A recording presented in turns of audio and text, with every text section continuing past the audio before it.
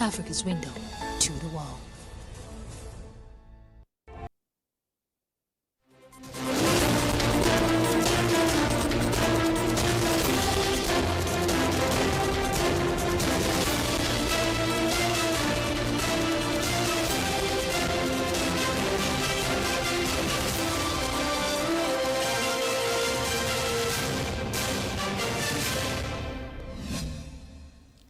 Hello, thank you for joining us on the news. I'm Ruth Aguele. My sign language interpreter is John Bamidele. Let's begin with the headlines. The Japanese government promises a reinforced partnership with African countries through a $5.5 billion investment to tackle economic challenges. Vietnamese embassy in Nigeria gears up to mark the nation's 80th independence anniversary with several activities lined up. And dozens of senior military officials in the Congo have been summoned by the army to look at investigation for the losses of the M23 rebels.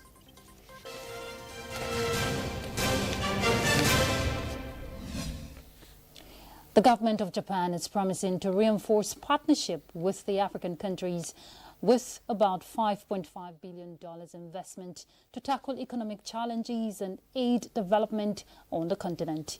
Japanese Prime Minister made the commitment at the 9th Tokyo International Conference on African Development, which opens in Yokohama. State House correspondent Musbahuddin Wahab reports. President Bola Tinubu at the Yokohama International Conference Center for the 2025 ticket, his first appearance on this platform of partnership. Japan, with support from the UN, World Bank and the African Development Bank, is expressing readiness to take partnership with Africa higher. As agreed here, such partnership has yielded some growth in Africa in the last 32 years. But then, challenges in the education, health, and energy sectors, as well as infrastructural deficits and insecurity, remain in parts of the continent. Tackling this crisis requires a clear focus not only on development for Africa, but on development with Africa. And I salute Japan for making this the focus of its cooperation with the continent. Yet, African leaders believe in the reliability of collaboration with Japan toward the attainment of the African Agenda 2063 and its developmental efforts, which were slowed down by the COVID-19 experience. We will be able to utilize SDGs as well as Agenda 2063 as a major driving force to solve African challenges. The probability to achieve these goals would depend on interdependency between countries. We are living in interdependency, and we have no option than multilateralism. When we acknowledge that fact, the probability of success will further be elevated. Prime Minister Shigeru Ishiba assures of more action to the Japanese government's promises to walk the distance along with African countries towards finding innovative solutions to challenges facing the continent, including women and youth capacity building, industrialization, and promotion of peace and security. Now we are entering an era when solutions originating from Africa will save the international community, including Japan. Japan wishes to remain a reliable partner that works together, a trusted partner with Africa, providing solutions to one another, as proof of Japan's commitment to action. We would definitely put into action what we have promised.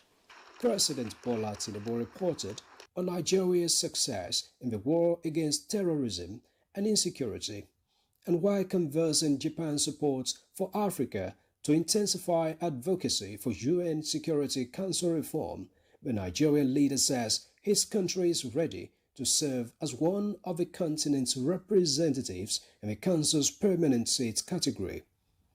In Yokohama, Musbah and Wahab, NTA News. The Vietnamese embassy in Nigeria says it is set to mark the nation's 80th independence anniversary with several activities lined up. At a press briefing in Abuja, the Vietnamese ambassador to Nigeria, Bu Hang, disclosed that the anniversary will not only be used to celebrate the nation's achievements since independence, but to solidify diplomatic relations with Nigeria and evaluate more areas of cooperation, especially in agriculture and technology.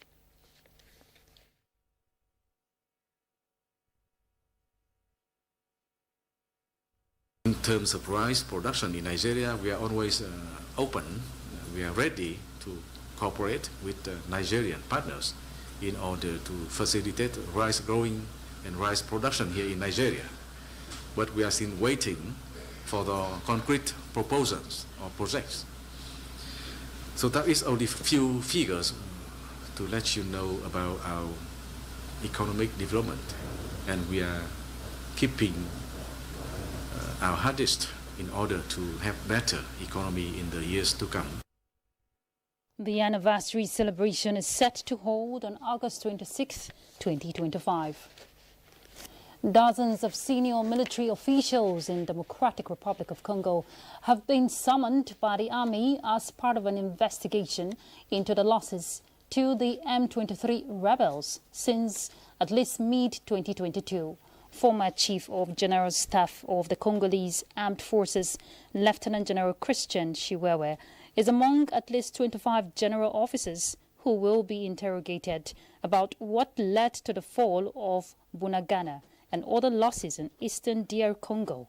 According to a leaked letter by the military Inspectorate General to the Chief of the General Staff of FADC, dated July 29, 2025, an attachment to the letter also mentions Major General Chico Chitambwe, former FADC Deputy Chief of Staff for Operations, who also led key operations in North and South Kivu provinces, and Major General Sylvain Ekenge, the current army spokesman, among the officers who will receive summons.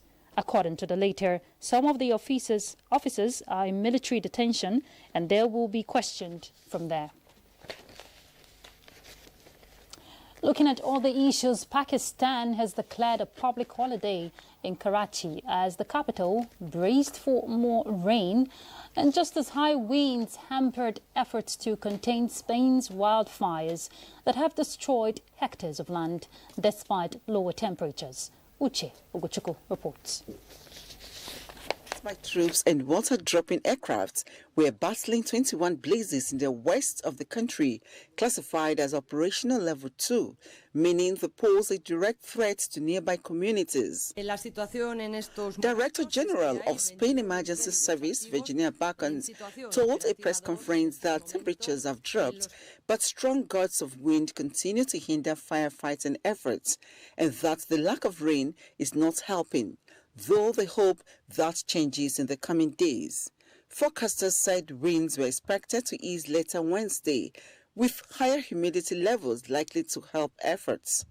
Train service between Madrid and the northwestern region of Galicia, which was suspended on August 14 due to the fires, would resume because tracks are now safe, according to rail operators. Elsewhere, Pakistan declared a public holiday in Karachi as the capital braced for more monsoon, which has wreaked havoc across the country in recent days, with the death toll from flash floods that struck the mountainous northwest on Friday rising to 377. In Karachi, at least 7 people have been reported dead since the rains began in the southern port city on Tuesday. Rainfall reached levels not seen in years in some parts of the city, with a population of more than 20 million.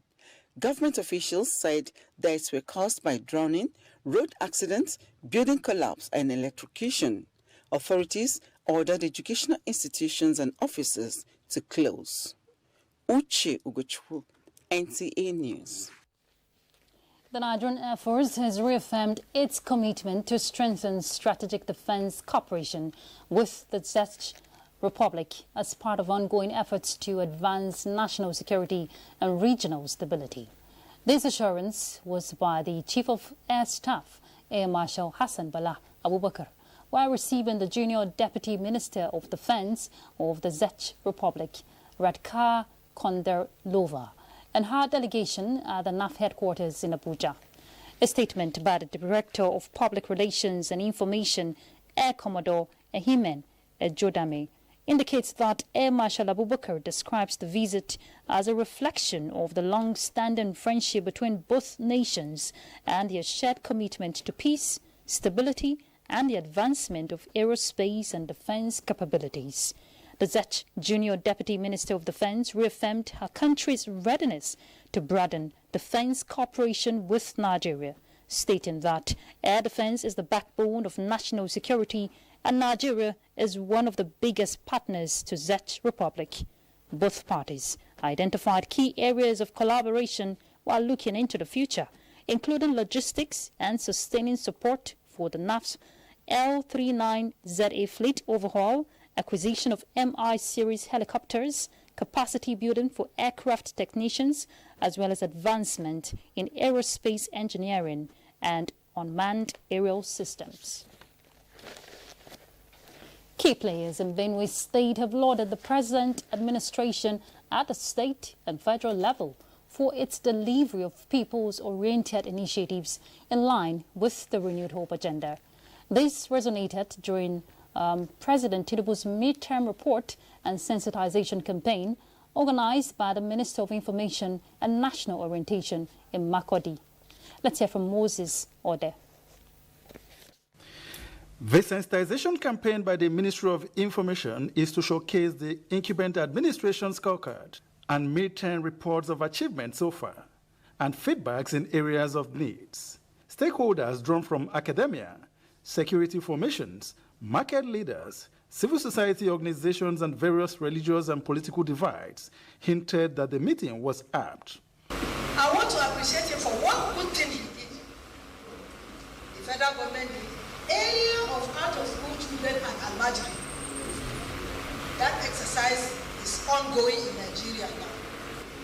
For the first time that the city government has addressed the issue of insecurity in Benue, and there is a bit of respite, even though the killings have not come to an end. Somebody talk about the road from Makurdi to Naka, not to Naka only, to Adoka, to Ankpa, and to Lagos. That road is a federal government road. Why can't road also be controlled? You see what the armed herdsmen were doing to us between Makurdi and Naka. It was terrible. Representatives of the Minister of Information highlighted the significance of this stakeholders' engagement. This is not just a report. It is a demonstration of transparency, accountability, and the governor's unwavering commitment to the Nigerian people. It will be recalled that on assumption of office on May 29, 2023, the president removed the fuel subsidy, giving rise to the disbursement of interest-free loans to students, removal of structural markets and policy barriers, as well as acceleration of access to credit through the Nigerian Consumer Credit Corporation, amongst others. In Makurdi, Moses Ajao Udi, NTA News. All right, let's take a break. We'll be back shortly. Stay tuned.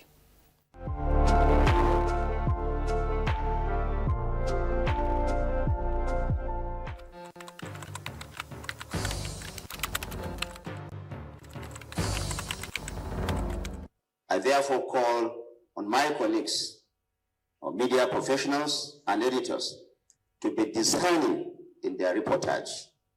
We must deny these groups the undue publicity they crave.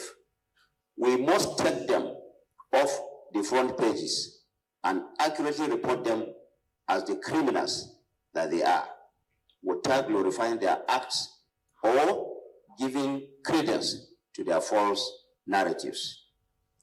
These, of course, are not freedom fighters. They are murderers, kidnappers, and destroyers, and they must be presented as such.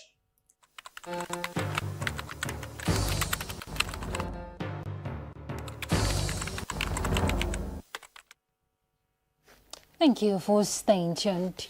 Beyond donor funds, the federal government is deploying resources to fight poverty through the provision of basic services, particularly in rural communities. Now, to ensure delivery on targets, the Office of the Accountant General of the Federation is enforcing coordination among stakeholders to reduce duplication of efforts. Benny Adams reports that this is coming from the need to address financial management issues of federal projects funded by donor agencies and the National Treasury, where the Office of the Accountant General of the Federation, alongside partners, say every penny must be accounted for and its benefit felt by Nigerians. Facets that these projects are seeking to address. Every project, we have currently ongoing about 50 projects. Each of those projects is addressing a particular area, from agriculture to education to healthcare, name it. Every aspect, is addressed.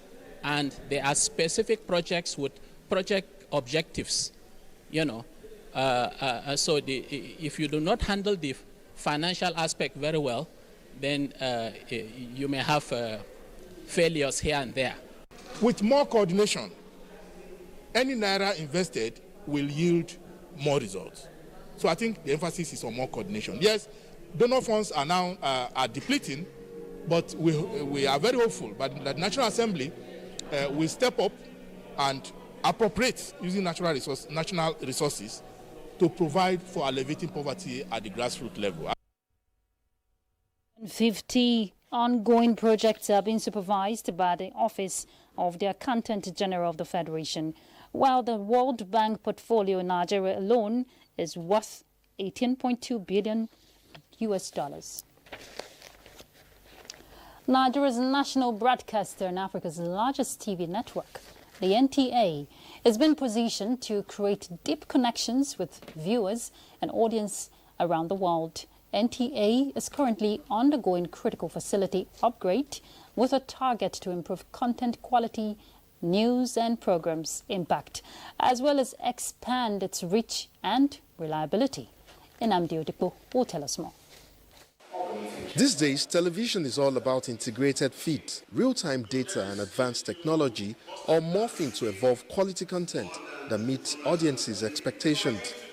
Modernization is therefore key, and NTA realizes it must move beyond continued reliance on obsolete technology. But integrating new technologies into an already existing framework and doing so almost seamlessly while maintaining 24/7 broadcast requires near military precision. And that is what the NTA is doing with its latest upgrade in broadcast facilities.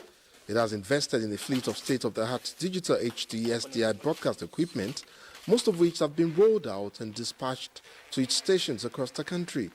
And what we see now are transformations of dim analog control rooms and studios into vibrant, fully digitized production hubs. In many cases, brand new iPad digital transmitters were acquired and dispatched to some state stations in a bid to push NTA's signal further and clearer than ever before. This equipment that we receive are highly definition equipment that have improved the quality of our signal, and it's an investment worthwhile. And for sure, the quality of what that will be coming out of our studios now will really be greater, brighter, crisp picture to our viewers at home. The target is not only to replace crumbling equipment, but to upgrade to modern, energy-efficient digital units. Already, early signs from NTA's zonal centers are promising. The quality of the signals and broadcasts from the zones that have been upgraded are turning viewers accustomed to the old NTA. And to guarantee broadcasts stay on air, come rain or shine, grid or no grid, massive solar power plants like the 60 kVA systems in Enugu have been set up to ensure power reliability. With that, we have tackled the issue of power outage. We received 3 JVC cameras. We received 2 55-inch monitors, tripods, an editing system that is called Think Station, LED lights, vision and audio mixers, and other accessories that are very, very useful. The equipment will no doubt enhance our output our productions and give us more leverage. So far, nearly 5 billion naira worth of investment have gone into this round of upgrade, and for NTA as the national broadcaster, that speaks to deeper issues beyond just ratings. For NTA, the imperatives are clear. To survive the times and competitive arena of media convergence, it must continue to balance its monumental legacy with an uncompromising digital future. In Abuja, Nnamdi Odipo, NTA News. The training models and curriculum of the National Judicial Institute are to be rejigged to reflect global best practices. The administrator of the National Judicial Institute, Justice Babatunde Adeniran Adejumo, disclosed this while during an interface with workers of the institute in Abuja. Let's hear from Dele Atumbi. Justice Adejumo, who used to be the president of the National Industrial Court of Nigeria, before his retirement also promised to overhaul the information technology library hubs in the institute to gain global accessibility and patronage. He promised to strengthen the institute's efforts in promoting judicial capacity, development, and institutional innovation in knowledge, performance, and ethical standards in Nigerian judiciary. The administrator promised to improve on the welfare of the workers of the institute for better performance. To see that wrong perceptions about the Nigerian judiciary are corrected through training and retraining, and that those things that may be going on wrong in people's fields are addressed. And we make sure that the support staff are trained and shown how they can do work to support their judges or their superiors. Justice Babatunde Adeniran Adejumo is the ninth administrator of the National Judicial Institute. The National Judicial Institute is the training arm of the Nigerian judiciary. In Abuja, Dele Atumbi, NTA News. In a major move to strengthen aviation safety, the Nigerian Civil Aviation Authority has ordered that all mobile phones must be switched off completely during flights on Nigerian airlines. The DG, Chris Najomo, stated this during an emergency meeting of the National Civil Aviation Security Committee in Abuja. Aliyu Kabir reports. At an emergency stakeholders meeting in Abuja, NCAA Director General Captain Chris Najomo announced that the era of airplane mode is over. All devices must now be completely switched off, particularly during takeoff and landing. The DG directed airlines to update their operations manuals and submit them for NCAA approval. Najomo said crew members must communicate the rule early, while passengers must comply. He warned that deliberate sabotage, protocol breaches, and unruly passenger behavior remain serious threats to aviation security.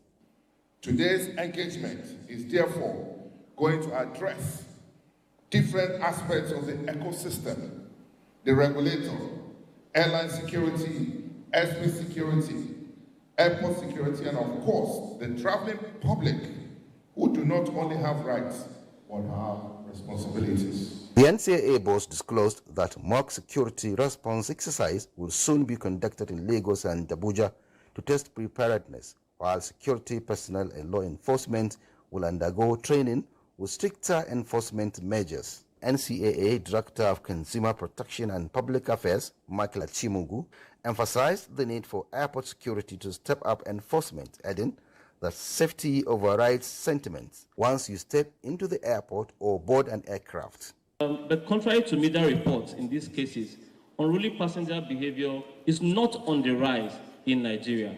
Unruly passenger behavior has always been with us, not just in Nigeria. It's a global phenomenon as well. The only reason perhaps why this has happened in this way is because opportunity has met with the moment. Stakeholders from airline operators, critical security agencies, Federal Airport Authority of Nigeria, FAN, Nigerian Airspace Management Agency, NAMA, and National Assembly members reaffirmed their commitment to strengthening efforts towards ensuring safe and secure air travel in Nigeria. In Abuja, Aliyu Kabir, NTA News. And a bit of politics here. National Working Committee of Labour Party, led by Julius Abure, is backing the campaign for more women in governance and special seats at the states and national assemblies. The National Working Committee played host to the House of Representatives Advocacy Group for Reserved Seats for Women bill, led by Chairman House Committee on Women Affairs, Kafilat Ogbara, at the party's national headquarters. With 4 female National Working Committee members and 5 state chairmen, the Labour Party says it is already practicing what the women are campaigning for or championing for, but wants it to be a deliberate policy of political parties and government at all levels.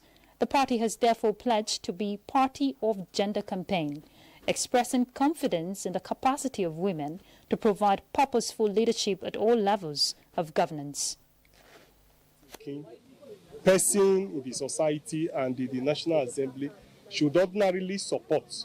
You will agree with me that we've had a lot of inhibitions against women. We have cultural biases against women, economic and financial bias against women.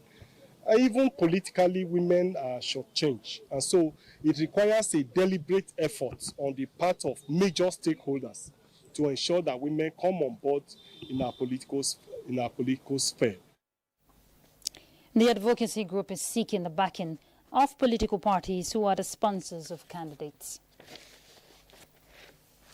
In the quiet corners of Nigeria's forests and protected landscapes, a group of unsung heroes walk a path few dare to tread. They are not just guardians of nature. They stand between fragile ecosystems and the forces that threatens them.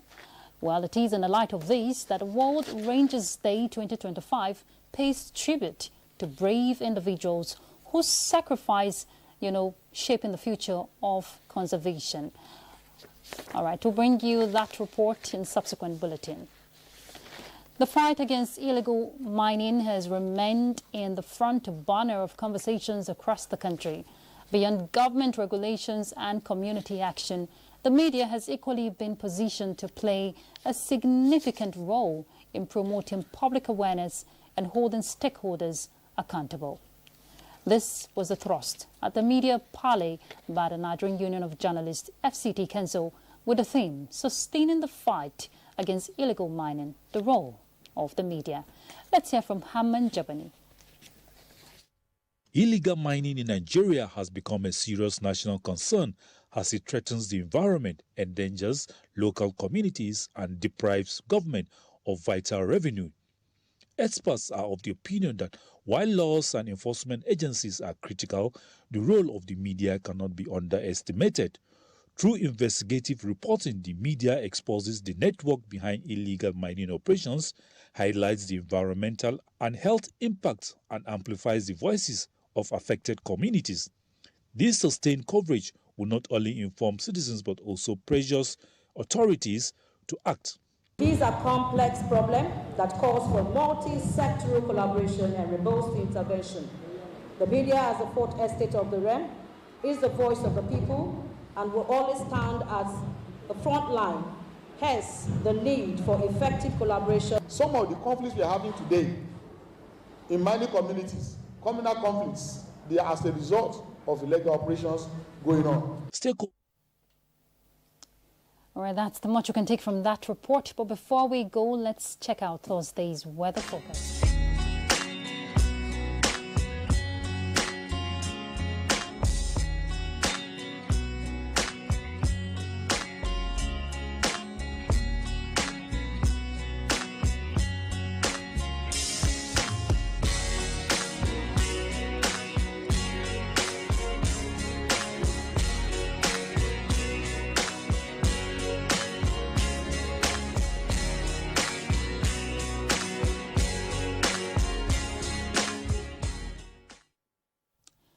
That concludes the news. Thank you for your time. I'm Ruth Aguwele. My sign language interpreter is John Bamidede.